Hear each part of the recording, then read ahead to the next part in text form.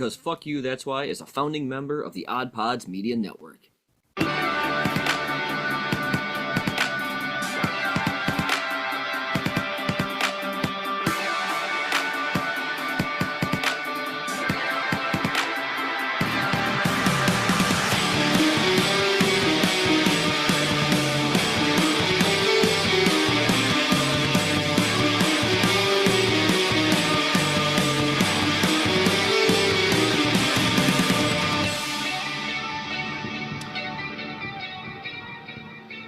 Hello, and welcome to BFYTW! Yeah! Apparently the WrestleMania edition. Yeah, Stevie's doing his best Randy Savage. Snap into my Slimmy Jims! Slip into some of that BFYTW. Yes, indeed. Welcome to what is going to be a well-deserved chill show. We've been running hot lately. Lots of guests, lots of great shows, but we deserve a bit of a break. And some of us were going to riot if we didn't get one. That's fair. So all three of us agreed, yes, let's riot. And then corporate said, okay, you guys can have a chill show. Yeah, so thank you very much. finally they relented, and I'm grateful we didn't have to kill anybody. I know, it was going to come down to it, man. I was ready. Yep. I was ready to take a life. Yep, I was getting my socks and my quarters all together. So, I will, as always, I'll start with introductions. Hi, I'm your host, Pantsless Erin. With me, as always, are my brethren in criminal underdoings. He is a gamer and a storyteller, and he used to be my youngest friend. Now he's just Augie. He's a gamer and a storyteller. It's Augie Doggy 08.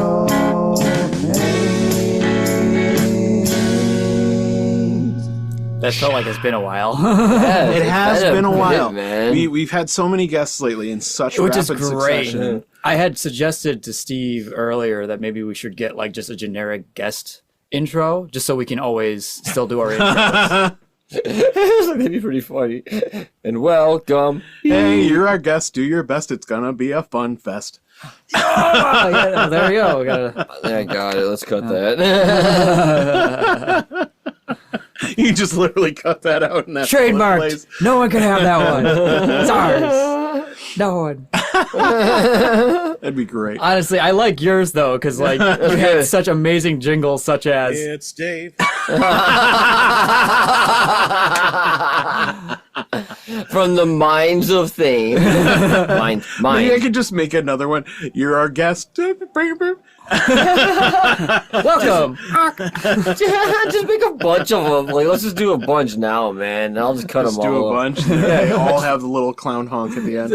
Always gotta have the clown horn. I'll just rotate through them and shit for each guest. Gotta remind them what circus they walked into. Accurate. You consented when you walked through the cabin. Yeah. It's your own The fault. door. Cabin. Cabin. I was thinking cabin. It's a little cabiny. I guess it is. It needs to be a little bit bigger. It is a but little otherwise cabiny it's in here. cabiny. It is. It's fine. But When the I like additions are it. done. It's cozy is what I love about it. yeah, it's There's comfortable if nothing so else. much cool shit in here. Despite Isolated, being, too, which despite is being nice. a smaller space, it still feels cozy, which is great. It's not bad. You know? Doesn't feel claustrophobic at all. No, not at all. Thank goodness. Even Not when we even had remotely. like 5 people or 6 people in here. Yeah, we did 7 at one point. Yeah, that was and fun. it really wasn't that bad. No. And we had a different table space too at that time. I think so. Yeah. Yeah, we had you're the other And table. it still wasn't that bad because it only took up like pretty much the same space, honestly. Yeah, it was cool. Rocking and rolling. Yeah, it's evolved. Anyway. It's definitely evolved. Yeah. This is a weird angle, but I like it. Yeah, we got way off tangent. I was Yeah. introducing Augie, and we just completely flew off. And then I introduced Dave, and it just kind of went from there. So, Augie, I guess the question I will ask is there a game that you have been frustrated by recently? That was a very quick yes. I mean, it's so low-hanging fruit because it's meant to be, but I've been playing Monster Hunter lately. Okay. I've been jumping back and forth between World and Rise. I played World back when it first came out on Xbox and everything like that, and I played it with my friends. I loved it. Hard back then. I got it on PC now with the DLC. Still hard now, but a lot of fun. Yeah. But somehow, I'm playing Rise again, and it's supposed to be the easiest in the series. I don't know. Maybe it's the controls, maybe it's attack patterns, but I always felt like this is actually slightly harder. Maybe because I have less experience with it, but it does frustrate me. I have done a couple times where I'm like, you know what, I'm gotta put this game down because I start yelling to myself. But then I go back and kick ass. But that's just how the game is. Monster Hunter has always been like, it's hard open wide. Yeah, that's fair. Yeah, fair. That's definitely fair, man. All right, and the other member of our exquisite team here, he's a veteran and a podcaster, and as it turns out, that makes him a veteran podcaster. It's Stevie. It's Stevie. It's Stevie. What a weird asshole. Dang right. They don't get any weirder, No. sir. Strangest one. Sir. God damn it. God? God damn it. Weird asshole searching. Searching for Stevie's asshole. Searching for weird assholes in your area. Hey, this one's a Q. I am so sorry. It's all good, dude. It's really not. It's all good. Stevie. It's chill show. Yeah, just literally. Anyway, Stevie. Hi. How you doing? Hi, doing good. Is there a game you've been playing recently that you found frustrating?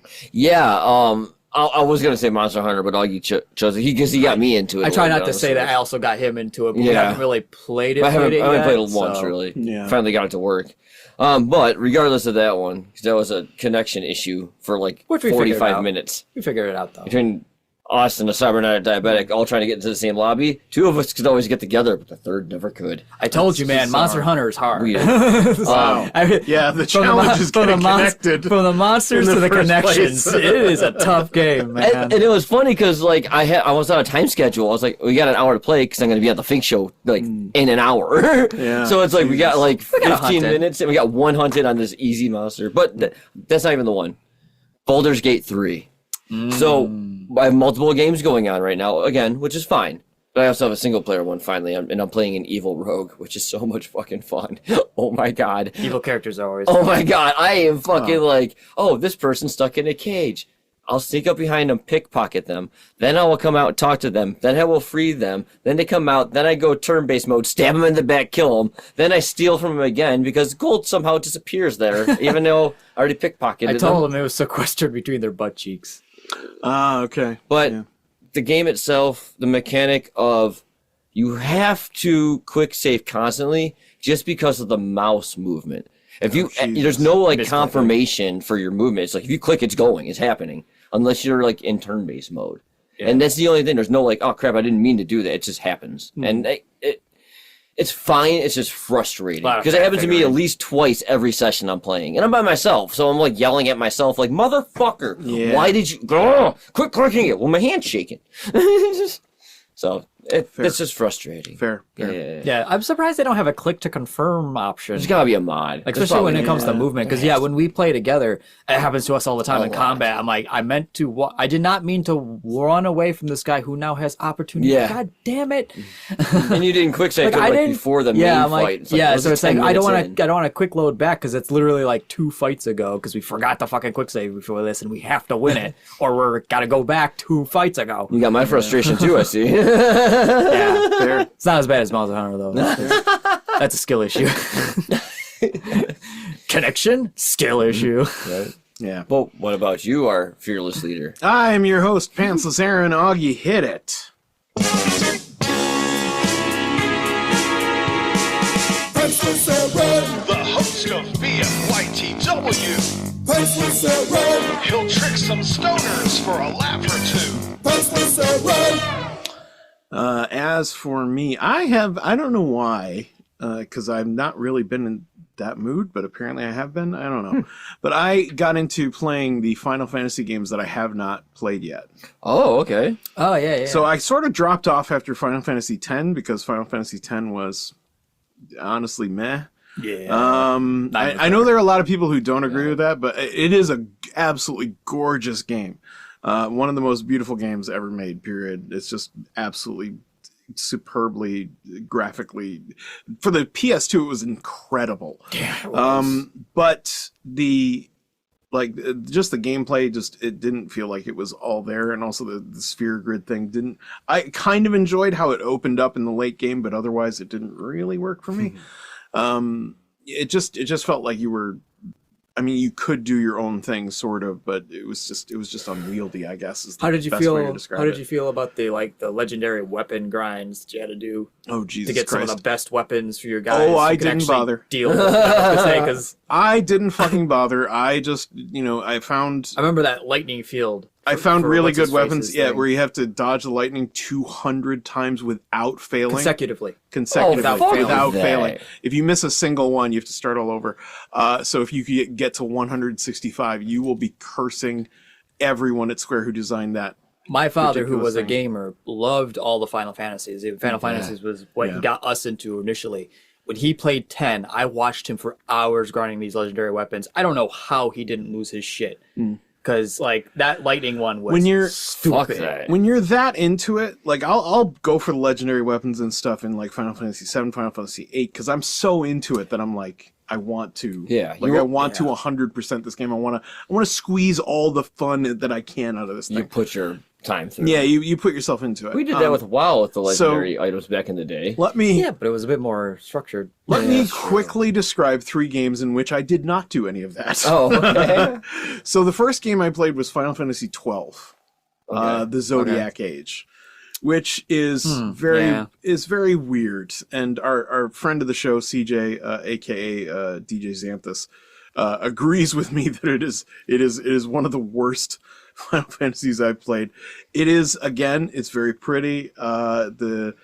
Some of the characters are cool. Some of them just feel tacked on, like the protagonist. Yeah. I hate to say that, but he's basically along for the ride. Oh, For okay. the whole game. He has almost no purpose after the opening He's a act. Titus without the importance. Yeah, Titus is actually relevant to the plot. Titus might be annoying, but he's relevant to the plot he's in. Vaughn from Final Fantasy 12 might as well not even be there. He's just another guy. Honestly, just a dude.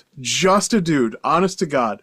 He's just along for the ride. Having said that, I did enjoy the ending, but I mean, getting there was ridiculous. The battle system is more like programming than it is like actually playing. It's like you give your characters these, I can't remember what they're called off the top of my head, but they're basically like programming guide rails. Like if an ally falls below 50% health, cast Cure.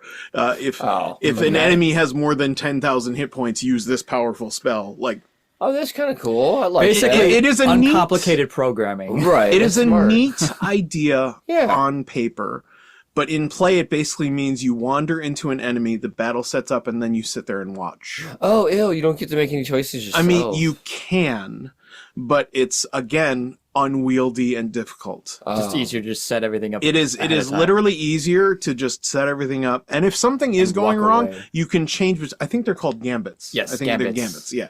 You change between these gambits on the fly. But still, it's like... So you're playing a game that you're just watching a movie. Kind of. Battle simulator. A battle simulator, yeah. Yeah, you're just kind of You're watching Final making battles Fantasy- choices and that's It's a it. Final kind of- Fantasy battle simulator, basically. You know what? It's let's just Kinda say glad I it's, never got into them. it's not great. That Let's move on frustrated to me. Final Fantasy 13, Okay. which I actually kind of enjoyed more than 12, despite it being a series of corridors with barely any offshoots. Like, you're basically just wandering down a straight line. It was incredibly linear. We're so lazy, guys. Like, all of the fights are pretty much laid out in front of you. You can avoid them by running past them, but aside from that, it's like... I mean, you're gonna want to fight everything just to get as much level up as you can. But anyway, it isn't until like the very end of the game, like where they finally present you with an open area that you can explore, and you can choose to do some of these things or not. You really don't have a choice. You kind of have to, because you'll be under leveled if you try and keep going without doing any of the extra stuff. But they finally give you, hey, here's some extra stuff to do if you want. You can run around. You can like soothe these grieving souls who are trapped here. Blah blah blah blah blah. Cool. So there's a bunch of side quests, but only in this one area at the very end of the game. And then when you get past that, back to linear corridors. Oh, come on. Until the very end. Now, the ending was kind of cool, and I cared a little bit more about the characters because they were all involved this time. But honestly, it just felt like, again, it felt like almost like Square's like showing off their cinematic capabilities. And some of the movies were like, some of the things were so hard to make out because they were like incredibly close up action, like going ape shit. Okay, yeah. You know, where like it would have been easier to tell if the camera had been zoomed out, but like, you know, clearly they were just Do you think here's my tinfoil hat for that one. Do you think that Square Enix just wanted an excuse to make another Final Fantasy movie? Yeah, it felt a lot and that they're like, here's the game. Look how cinematic it is. Now let us do a movie. And they did do they did another Final Fantasy VII movie, I think, relatively recently within the last decade. Shit. Well, I don't know whether it was just popular enough or whatnot, but they decided to make 2 sequels to that game. Oh, wow. Which is redonkulous, considering they'd only ever done Final Fantasy X-2 before. Game is so poorly received, make 2 sequels. Yeah, I mean, everybody literally hated it. So instead of moving on, they're like, no, trust me, this world is worth exploring. Let's do more. So they made Final Fantasy 13-2. And I gotta say, at first I was like, okay, the battle system's better. It's more fun. The first one, I should say, all these games have, the first 2 anyway, they have these, again, it's a little bit like programming because you have these modes. A little bit of a gambit system. Yeah, kind of like gambits, except that they're pre-programmed for you. So you have Commando, which is all-out attack. Okay. You have Ravager, which is cast magic to try and, you know, destabilize the enemy, stagger them. Ailments. Sure. You have Sentinel, which is defend and heal. Well, defend more than heal, but defend. Right. You have the Medic, which is the heal, you know, cast healing. And you have Saboteur, which casts debuffs on the enemy, and you have Synergist, which casts buff on the party. Okay. And you can switch between these 6 modes whenever you want. You can set up sets of 3 so you can swap between them on the fly. So if you want to have everybody on all assault all the time, you can have 3 commandos, or you can just like mix and match however you want. And in battle you switch between these on the fly, which is kind of cool. It's a little bit more engaging than the gambit system from before. You can't really change much of the programming, but what you can do is level up each individual like setting. You can level up the Commando, you can level up the Ravager, so they get stronger attacks, they get more abilities, they can do more damage, that sort of thing. But you have to be able and ready to switch between these on the fly, because they're very good about creating encounters where the monsters will change the way things work all of a sudden. Oh. Or you'll see a big, they'll forecast like a big attack, because you'll see the name of it pop up on the screen, and then the camera will zoom out and you go, oh shit, this is going to be bad. Everybody in Sentinel now. Like just put everybody on guard. Right. So it is more engaging. It's more kinda interactive. neat. You feel more involved. You're still not directly telling your characters what to do. It's like a solo raid. You're still kind of sitting back and watching, but it was better. And then they put fucking QuickTime events in. Oh, QTEs, man. Every single boss fight has QuickTime events. You fucking lost me right there. You almost had me with like, well, I can sit back and watch a story at least. Nope. Here's the absolute worst part. Okay, so throughout Final Fantasy 13 and 13-2, you can sort of jump. Like they have obstacles in the environment you need to jump over. Okay. These are usually indicated by little blue glowing circles on the ground, and in Final Fantasy 13 you just run up to them. In Final Fantasy 13-2, they added a jump button, so now you run up to them and press the jump button, and your character will jump. Fair. And you can jump whenever you want. There's not much use for it aside from these obstacles, but you can do it. I didn't really know why until I got to the final dungeon, which turned out to be a bunch of floating platforms separated by small gaps. No. Yeah, this is a platforming dungeon. In the middle of this game that has had nothing to do with platforming, Square Enix is not known for making platformers, and trust me, they dropped the ball on this one. It was so incredibly frustrating. I just started throwing Sarah to her death. I literally just started jumping off deliberately, like multiple times in a row, hoping this Square Enix had program day. You appear to be having a hard time with this. Would you like to skip this section? Oh. They did not. They're like, So jump I basically everyone. just threw her to her death like 20 times pointlessly. I did eventually get through it, and I got to the ending, and it was surprisingly sad. And then it tore everything inside out, made the entire game fucking pointless. Oh, the ending literally takes the rug out from under you. It is a very, very bad ending. Like, very, very bad for you, the Spoilers? characters. Yes, some spoilers. I don't care. If you're going to play this The game... game's been out long enough, and you're not going to play it. Honestly, yeah, if you were going to play this game, consider this a legitimate warning. Don't. Oh, fuck. Like I said, it was better. The MMO, it's better. It was better than Final Fantasy 13 until the quick time events and this bullshit platforming and the ending literally made me so angry. I was like, why did I waste my time with this game? Why? Aside from it, it had all the ingredients of a great game. You time travel. You can jump between different periods of time at will. You can go back and forth. There's additional stuff. There's tons of side stuff in this game. You can go to different eras and complete different puzzles. There's actual puzzles in this game. There's a lot to this game that could have been awesome if the main game didn't make it shit. And it seems kind of like hypocritical for someone who likes Monster Hunter to bash QTEs, because Monster Hunter is just a giant QTE anyways. Is it? I'll stay away from I mean, it. they don't I mean, really it's count. not. It really isn't. They don't It's, put the buttons and shit up. yeah, no. It's they're not just like fighting something. You're not like, oh, I gotta hit 0 or I'm dead. It's more like you're gonna hit 0 to dodge out of the way, or you might take a little bit of damage. That's not a QTE then. I guess not. That's active gameplay. Yeah, whatever. The point is that it's kind of lame to put something like that in a JRPG. Yeah. Like a role-playing, like turn-based RPG. Why? Yeah, why would you have quick pace and turn? Why would you make put sense? in a game meant to be slow-paced? Why would you put a fast-as-fuck mechanic in your game? No. Anyways, I'm sure it doesn't end there, right? No, it doesn't. I am now playing Lightning Returns Final Fantasy 13, which is the third and final game in the saga. Oh my god! And I am grateful to say that so far, I haven't finished it, but so far this game is better than the previous two. Oh, okay. By an order of magnitude. First of all, you no longer command a party, you command Lightning. That's just it. one? Just the one person, Oh, that is shit, it. okay. Good. Makes it I simple. like that. You can, I believe, directly... Yeah, you can and do directly choose her abilities as you go, because I think it's an ingenious system. They have an active time bar, like the previous games had. However, your actions take away from the time bar. It's not time. Time refills it, but your actions you choose. And you have the 4 buttons on the controller, and each one corresponds to a different action. You can assign the actions. Like attack will take 10 points off the bar and do a regular attack.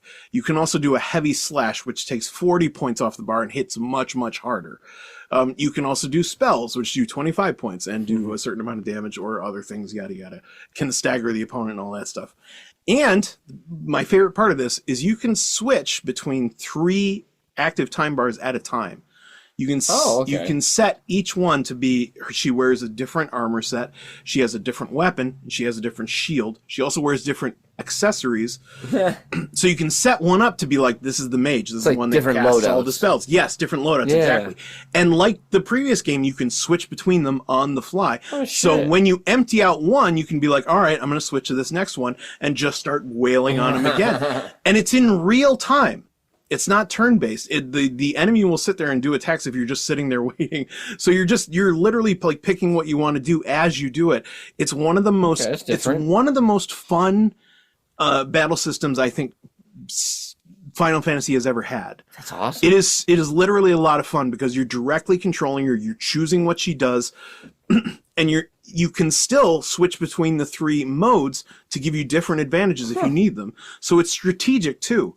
And it's so far the story's better than the previous 2, but I'm knowing what happened last time, I'm gonna wait until I get to the ending before I make a judgment on that. But here's the thing that I don't like. So it has a very real Legend of Zelda Majora's Mask thing going on, where there's a timer now. Like you have a limited amount of time to do the things you want and or need to do before the world ends. Oh, fuck all that. Literally before the world ends, you have 6 days to start with, but you can add to that by doing main and sub quests. Main and subquests will get you souls that you can then use to give yourself additional days.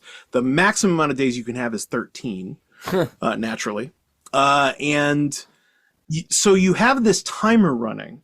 And one of the neater things about that is that some things are only open during specific times. So if you want to get somewhere, you have to be there at a specific time, which I don't hate because that's interesting. It makes the world more interesting. Right. But like if you miss a time, there's no going back to it. You're gonna have to wait till the next day. And so that limited time format, I don't know how well it's going to work in an RPG where typically people want to explore, they want to see everything. Yeah. And feeling like you don't have time to do that rushing I'm not a huge fan of it. Yeah. Having said that, it's also kind of neat. I've played through 2 in-game days and I've done a ton of stuff. Like I've done a ton of side quests. I've done one of the main quests. There's 5 in total. Okay. And I've actually really enjoyed it. So it might be cool, perfectly cool, and it might be a bummer when I get to the end and there's just not enough time to do everything I want to do. Right. Yeah, second playthrough.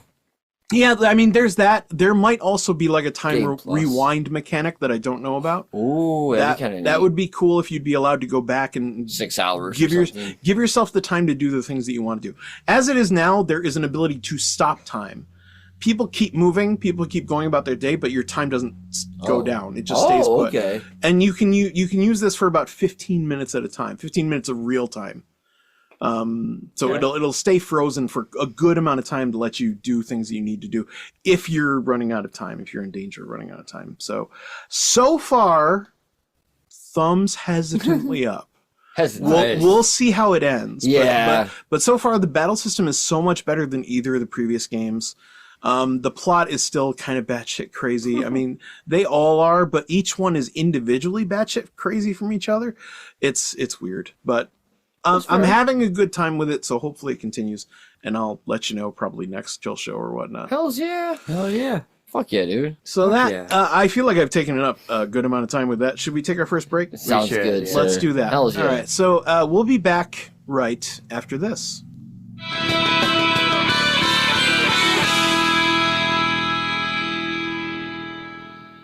Hey man, let's hear from our friends and fans. Do we have any comments, emails, or voicemails? Oh, we do. We have a comment on Patreon. Oh, sweet. Heck yeah. It was show 260, the Superfan Edition, Volume 2. Oh, where we had Bill on. Yeah. That was so much fun, dude. That was a good time. That was a great time. It was great to meet Bill, too. Heck yeah. It's fun to, like, chill with the Patreon members, man. Like, they supported us for so long. It's good to be able to have them come in and play some games and shit. Yeah.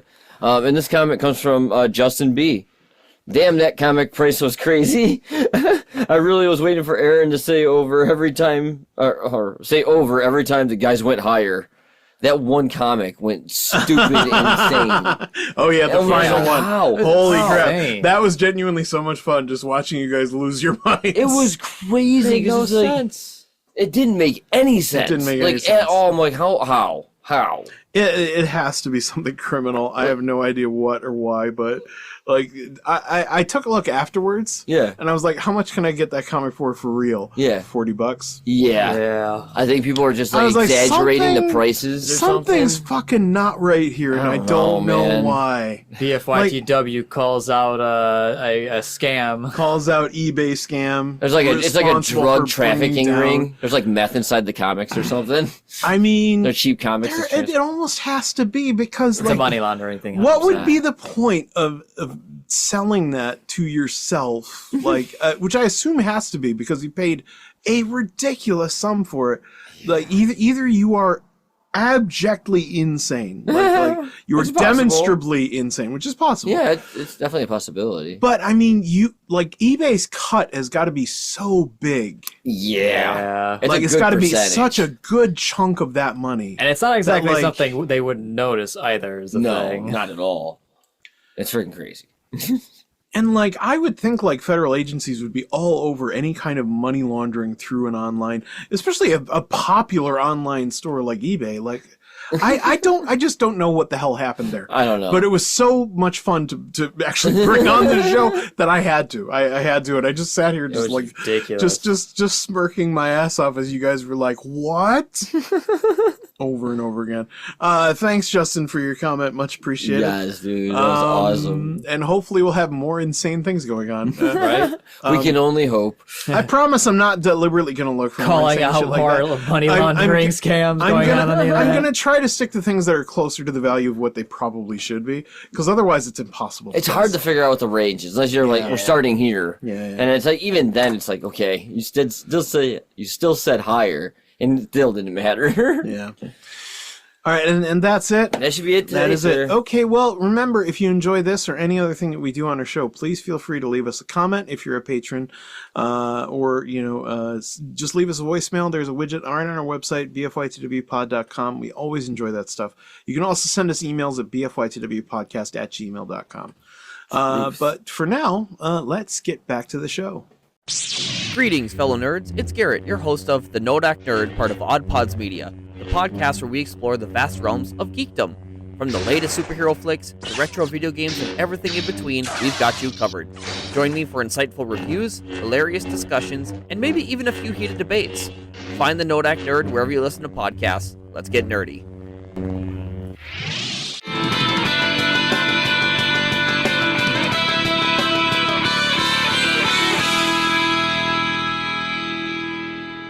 Hey man, welcome back. Let's get more into some discussion of what we've been doing. I took up the majority of this first segment, so I feel it should be one of you two guys. Cool. Who wants to talk about what they've been up to next? I got this. All right, Stevie, what you got? Heck yeah. So the weather kind of started to get nice out, right? It did. And it was gorgeous. So we were like, well, let's spend some time outside. Mm-hmm. So I started to put my motorcycle battery back together into the bike, got it all cleaned up, boy. made sure everything turned on, and I was like, ooh, I'm going to ride it to work one morning. It's going to be great. I'll be all like jazzed up for breakfast. Oh, no. And then it was 30 degrees, and it was wet and gross, and I'm like, I'm not going to die this morning. So I hop in my car, and I'm like, cool. So I go to work. But the day after that, I'm like, well, my car needs work. So I had to drop it off like overnight and stuff. And I'm like, well, now I'm forced to get the bike out and get it really ready. Luckily, that next morning, when I got up at when I left at like 6 a.m., it was already like 58 degrees or some shit. Oh, very nice. It was perfect. So I rolled my bike into school, had a great day. Yeah. And on the way home, it was 70, man. And I went home real quick, got into my other nicer gear, and then drove to my little group thing. Hung out with the guys, had the bike out. We talked motorcycles for like 3 hours. And then Fantastic. to continue the motorcycle theme right now, I stopped over at the place yesterday where I got my motorcycle. Steven's purchasing something else. I went in to get some new gloves because I needed new gloves. Okay. And while I was there, I was talking to our buddy who also sold me my bike and talking about something a little bit bigger. So I have a CF Moto. It's a 300cc. You know, it's a beginner bike pretty much. Okay. It's still good size. Like, I can get up to speed when need be. Yeah. But it's a naked bike, so it's not really like a sport bike where you're hunched over all the time. Mm-hmm. You can kind of sit upright, but there's nothing that guards you. Really, you're just the wind's hitting you. Yeah. So him and I were talking, and we are going with now I think a Kawasaki Vulcan S. It's more of a cruiser, leather seats. You sit back a little bit more classic motorcycle. Okay. Yeah, so I think I might be getting that this summer, hopefully spring. I'm hoping spring. Oh, yeah. snap. And he's like, "You gonna keep the other bike?" And I'm like, "Well, probably not." Blah blah blah. He's like, "I'll get you a good trade in."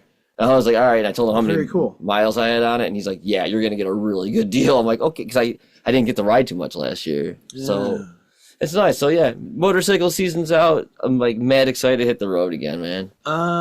Where are you getting it from? Can we shout it out? Yeah, Hebblers, Western New York. Heck yeah, this place is amazing. They've been awesome. Like throughout the entire process of me looking, we're getting something else too, but I don't want to say it yet because that's going to be a surprise. Fair. But yeah, the place is amazing. I ran into them through work. Yeah, like they're a customer of my company. No way, that's awesome. Yeah. So I recently helped them out with a printer problem they were having, and they were just really cool people. They're amazing. They were so laid back and genuinely a lot of fun to work with. And then I got back to my apartment that very same day, and I saw a friend of ours. Who lives in the same building as I do, Sir James, I think I can safely say. And his motorcycle had a Hebblers thing on it. And I was like, oh shit, literally the same day. I'm like, oh snap, look at that.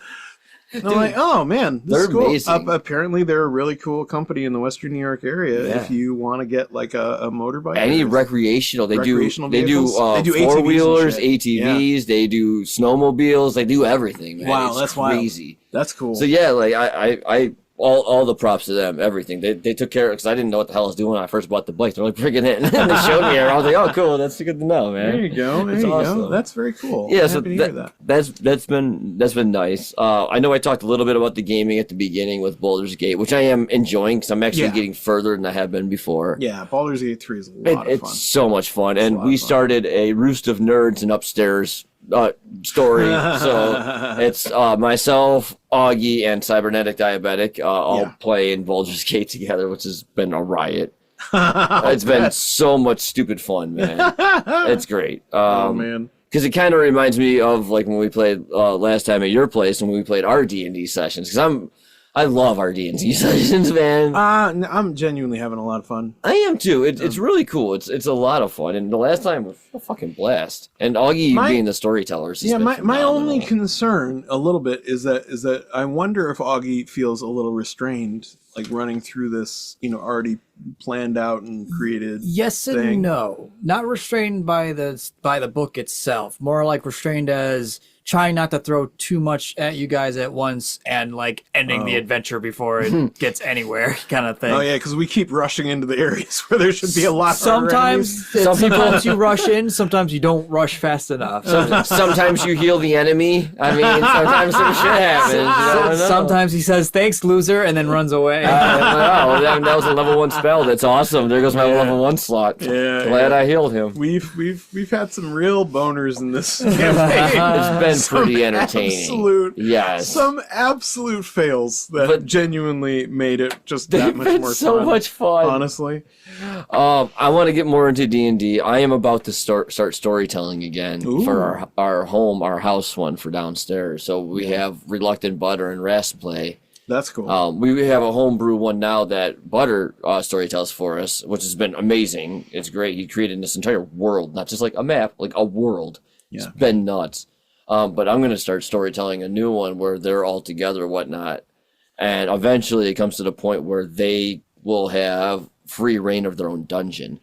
And adventurers come to steal their stuff and raid them and stuff. So they're actually not the monsters, but they are trying to defend whatever they are there for or whatever. Right. So it hasn't started yet. I think maybe tonight we're doing the character creation.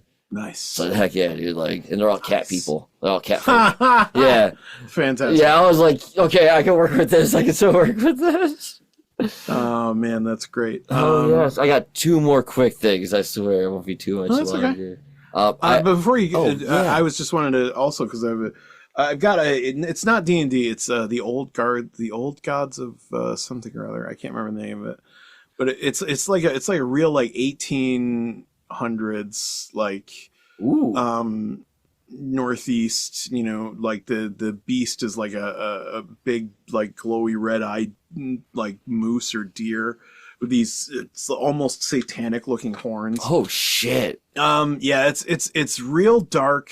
It's right up CJ's alley, and that's why he's DMing it. Oh, cool. But when we finish that one, I'm gonna do one, and I'm so excited about it because I cannot wait. It is going to be a takeoff of Dimension 20's Never Stop Blowing Up, which is like 80s, 90s action movie style tabletop role-playing game campaign. Right. And I'm so stoked for this. I am such a huge fan of 80s and 90s action movies and how over the top they are. And if it's anything even remotely close to the campaign that they had on Dimension 20, this is going to be so much fun. So much fun. I'm excited. But anyway, when you mentioned D&D, I was like, so when CJ finishes up, that's when I'm going to start. You're going to be storytelling too? And then if it goes well, I'm going to suggest maybe we could do something similar at our table when Augie decides to. Yeah. 100%. Hell yeah. And speaking about Augie and D&D, we might as well jump in, at least for this part. Tell them what you're going to be storytelling for soon. So, oh boy. Yeah, so I'm going in on another campaign. I can't wait. I can't But so I've had this, I guess it's technically an evil campaign. I had this undead campaign kind of pocketed away for a while. And it's like, It's pretty extensive. I've got like the whole kingdom set out and everything like that, and a whole bunch of other shit. I'm still kind of piecing together like the names. Like I have the characters, I have like the setting, I have like the first few things I would have the players do, whatever. I just don't have names to anything because that's the hardest part for me is deciding what am I going to call this. Yep, that's fair. That's hard. Nice.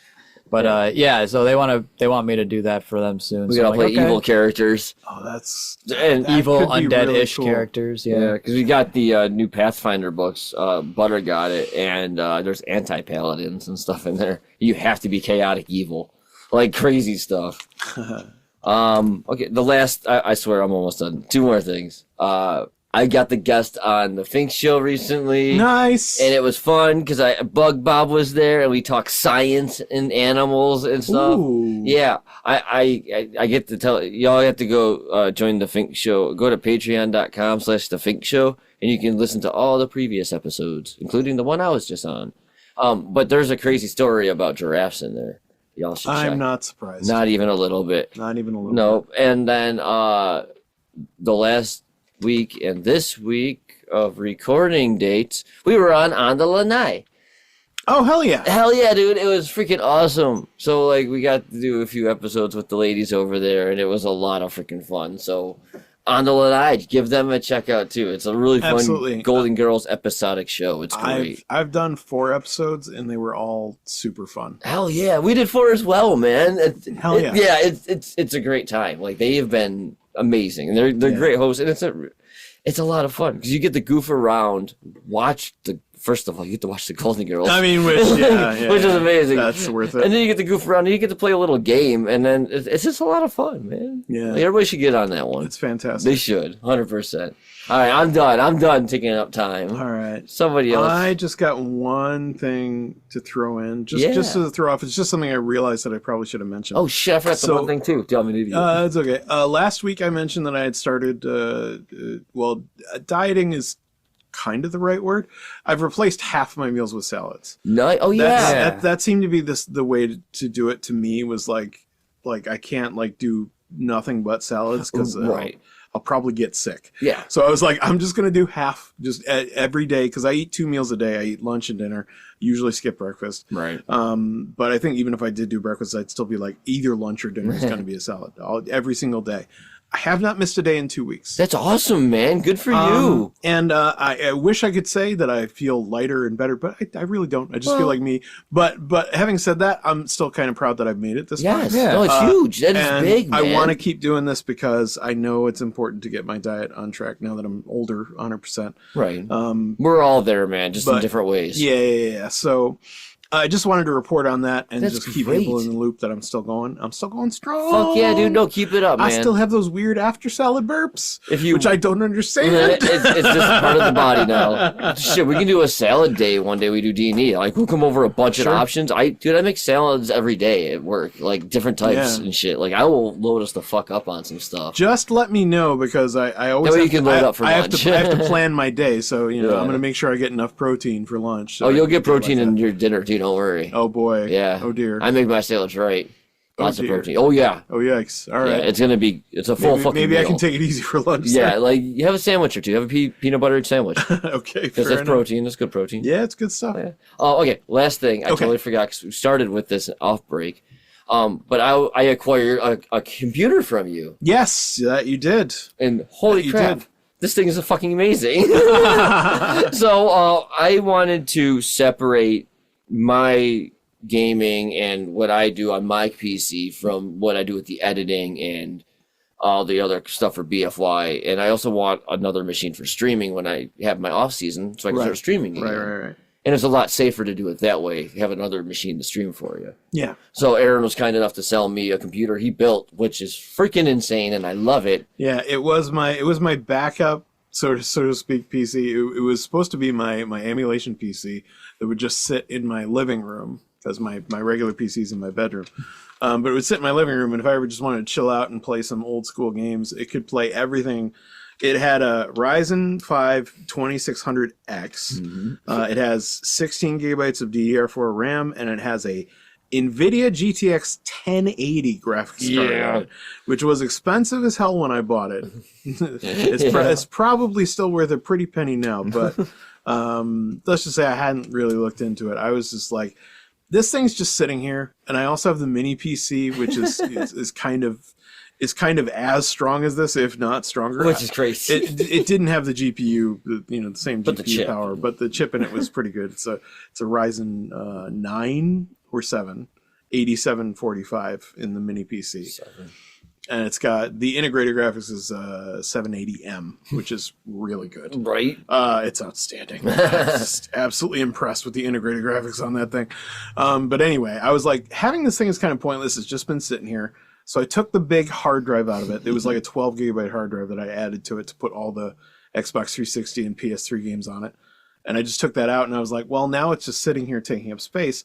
I wonder if somebody could use it. And I was like, I'm just kind of selling this PC. And I mentioned it to Stevie one day. And he's like, that's cool.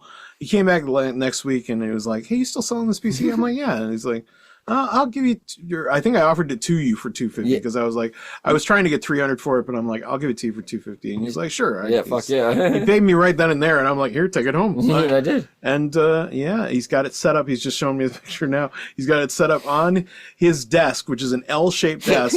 On either side of the L, he has the desktop standing next to the monitor. And he's got this uber sexy fucking like cyberpunk almost thing sitting there. And then there's my plain little white box. Dude, it's gorgeous there, man. It's a plain little white It's box. so awesome. It does have tempered glass panel though. So it's pretty, man. Yeah, it's gorgeous. It's nice. And it was great when I got home, like I started clearing the desk. And the next day I was like, well, let's open this bitch up because I happen to have matching another 2 8 gigabyte 3200 megahertz RAMs. So now I'm already up to 32 in there. Shit. And you were right, there was another M.2 slot, which I happen to have at our 512s. So I didn't have to remove anything you put on there. Oh, so you're just I'm just gonna editing on that, and then I have my external 2 terabyte M.2 in the Explorer I transfer from. So I didn't have to take anything out yet. It already been upgraded, dude, and I can. I'm just excited. Fuck yeah. But yeah, that's awesome. That's been my last couple weeks. Just getting this ready awesome. to go, man. Very cool. Yeah. All right. I feel like we've taken another good chunk of time. Oh yeah, sorry. Let's go to. No, it's okay. We both wanted to talk about things. Yeah. But we've left Augie out. We should correct that. We should do. So we're gonna go to a quick break. When we come back, Augie's gonna tell us what he's been up to right after this.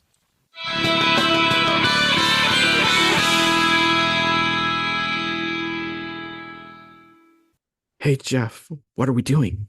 Why are you whispering? Because all of our devices are constantly listening to us. Unless we take massive efforts to protect our online privacy, all the details of our lives will be in the hands of megacorporations. Okay, sure, but this is the promo for our podcast. We need people to be able to hear us this time. Why do we need a promo? Oh, funny you should ask. We're now members of the Odd Pods Media Network. Are they one of those global conglomerates? No, they're just a really awesome podcast network full of great shows like ours. Well, is there anything specific we need to say? We should probably tell them what our podcast is about. Oh, it's about how the algorithm shapes our lives and how tech companies profit off our personal information. We dabble in tech conspiracy theories and talk about how billionaires are all buttholes. I don't think we should say buttholes in the promo. But we already did twice. Join us every other Monday for new episodes of Suggested Articles, a podcast.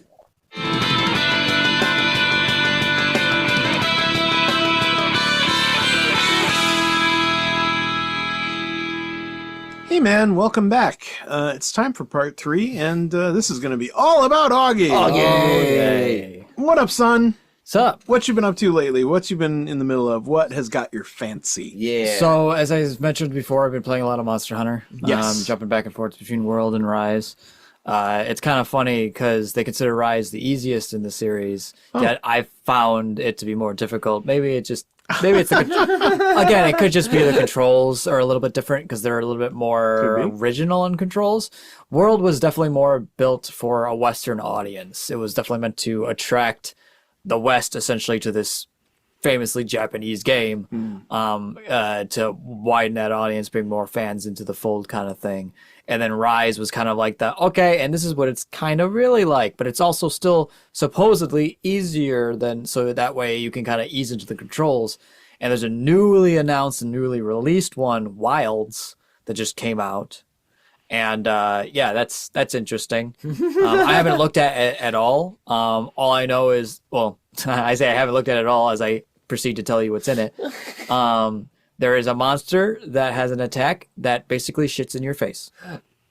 I wish I was kidding.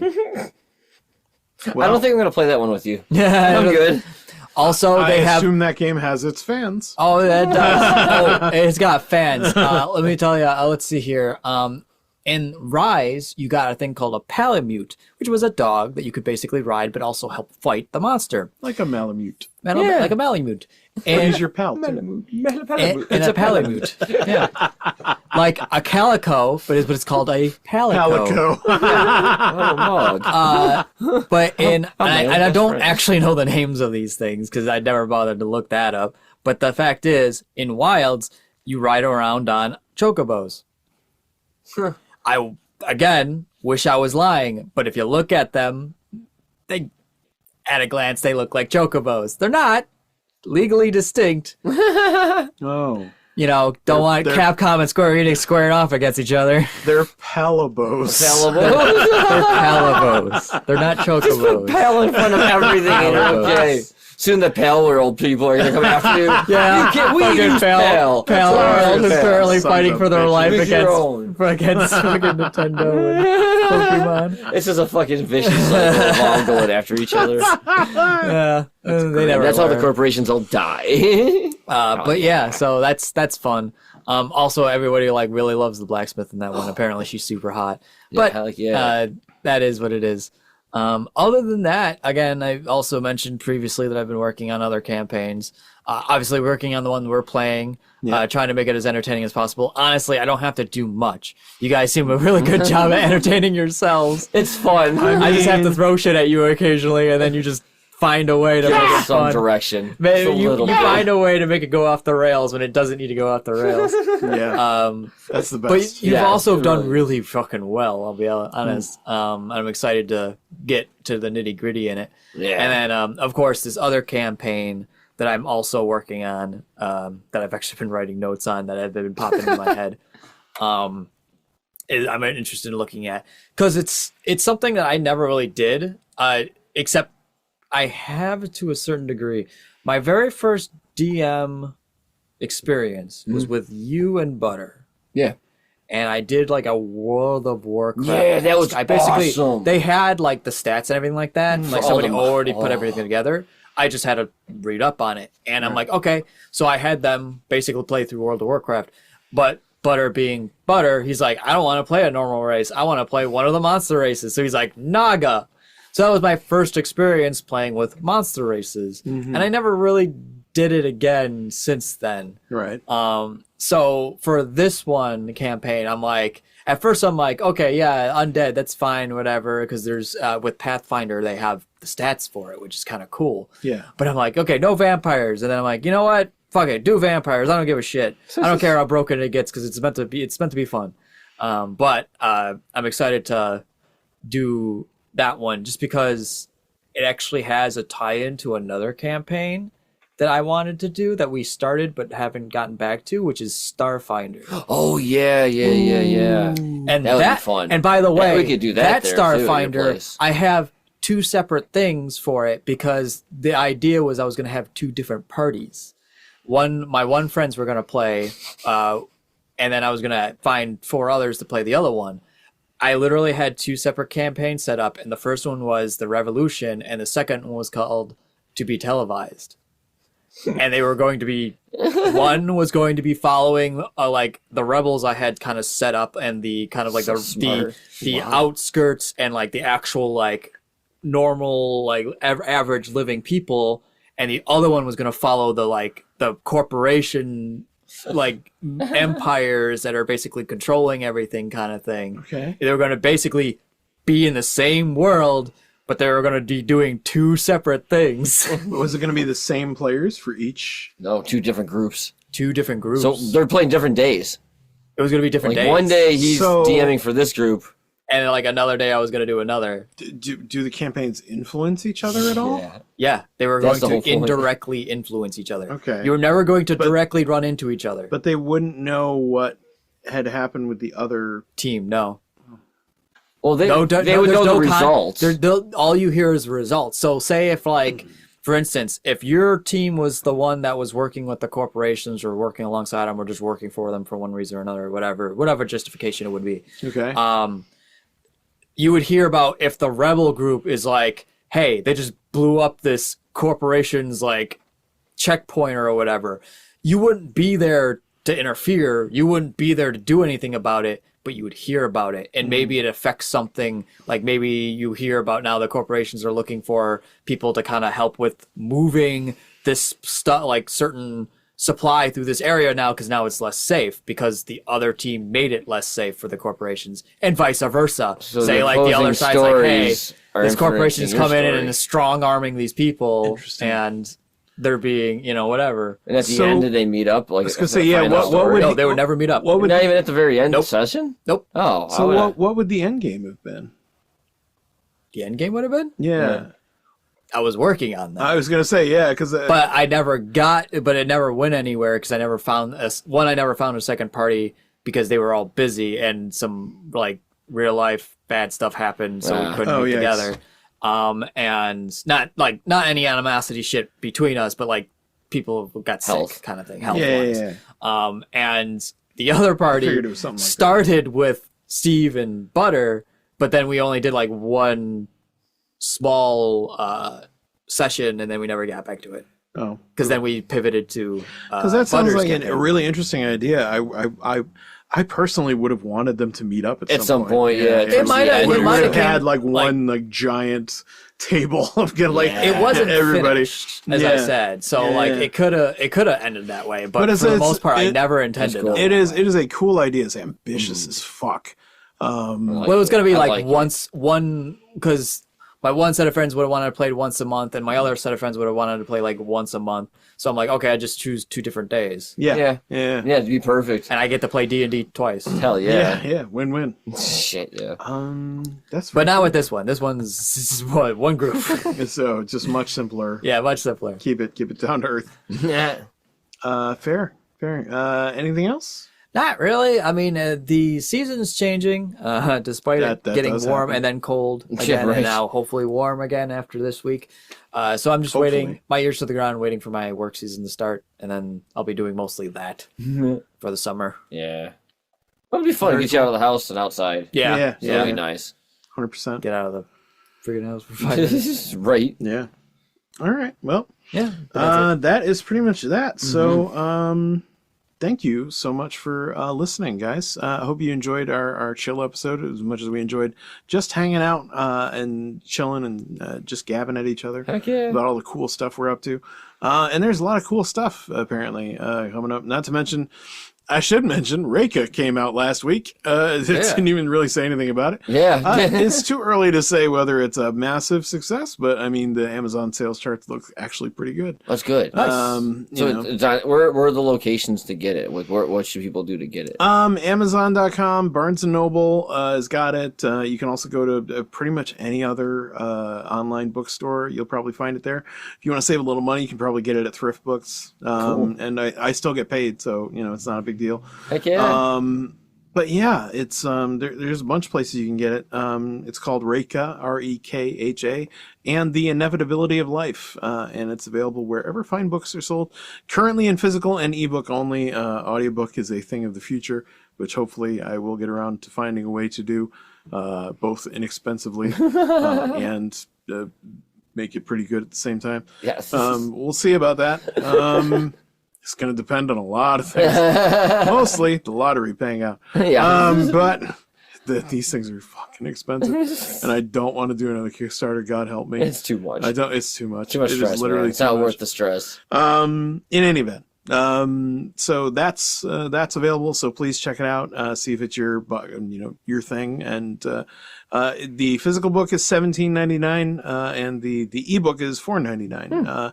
And Thane, the ebook, has dropped to $2.99 as well. Oh, wow. So Nice. just to kind of invite readers to get into it. Heck yeah. And then maybe decide to pick up Rake along the way. That's awesome, man. So yeah, all good stuff in the book world. Only had a couple reviews come in, but so far they've been stellar. That's good. Which is awesome. I'm happy to see that, and I want more. So if you have read Reka and you haven't left a review on Amazon or Goodreads, please do so. That helps. It really does.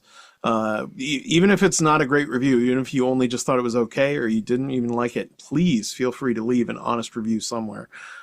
Because it all matters, it all helps, and you might say something to make me go, oh, you know what, I should think of that for next time. Yeah. It'll make me a better writer, so, please feel free. Heck yeah.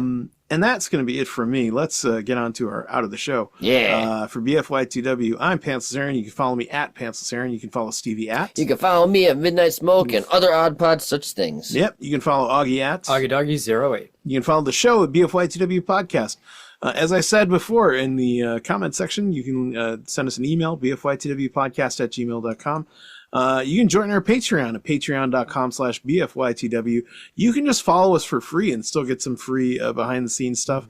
Lots of extra goodies there just for following. But if you want the whole kit and caboodle, it's just $5 a month, and you get a lot of extra shows, all of the interim bits, like the breaks that we cut out of the show. We post them online for our Patreon listeners to listen to, and sometimes they're funnier than the show. It does happen, and a lot of people enjoy our pre-shows and breaks and stuff, so that's why we post them. Yeah. But there's a lot of other extra stuff up there too. Stevie and Augie both have done a lot of extra shit for Patreon. And there's the Discord channel. You get avoided to our server, which is fun. Oh, yeah. A lot of good stuff. Always on We're there. on there as often as we can. Yeah. A lot of good stuff, and you get access to all of the stuff that's been posted previously. So for $5, it's a pretty damn good deal. Yeah.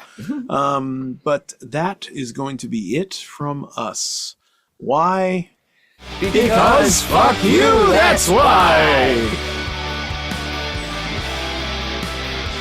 I say it differently every time. I know, I try to mimic what you did. I watched your lips to see if I could do it the same. It'll sound kind of weird because it'll be sounding almost echoey. It will. It's going to be interesting.